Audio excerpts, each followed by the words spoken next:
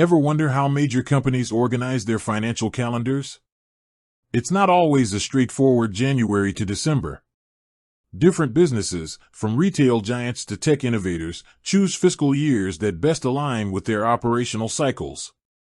Understanding a company's fiscal year can give you a deeper insight into its financial reporting, seasonal trends, and overall performance.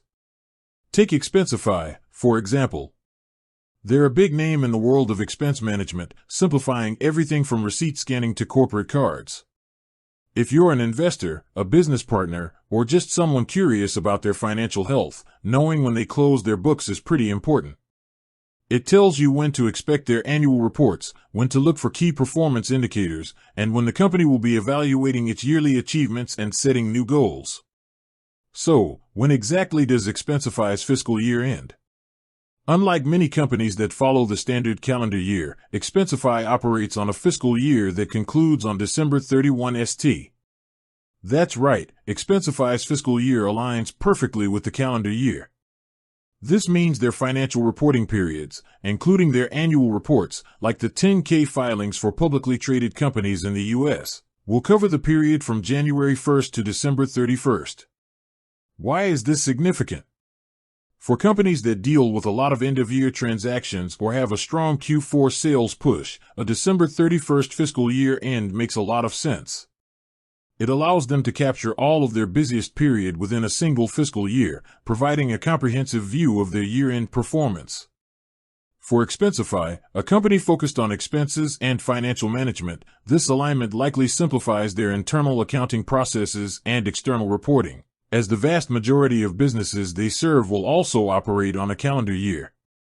When Expensify announces its Q4 and full-year results, typically in late February or early March of the following year, they're providing a complete picture of the preceding calendar year's financial activity.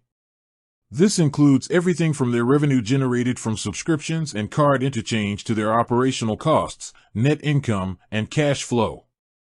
Investors will be particularly interested in these reports as they reflect the company's overall profitability and financial stability. Understanding this fiscal year end allows you to contextualize their financial statements. For instance, if they report strong growth in their Q4 earnings, it's clear that this reflects performance in the traditionally busy holiday and year-end period for businesses winding up their own finances. Conversely, if there are dips, you know precisely which period of the year those dips occurred in, aiding in your analysis. It helps to avoid confusion that can arise when companies have non-standard fiscal years, where Q1 could refer to a different part of the actual calendar year. In essence, Expensify's choice of a December 31st fiscal year end offers clarity and straightforwardness in their financial reporting. It's a common and practical approach that simplifies analysis for anyone looking to understand the company's financial journey. With that said, thanks for watching, and until next time.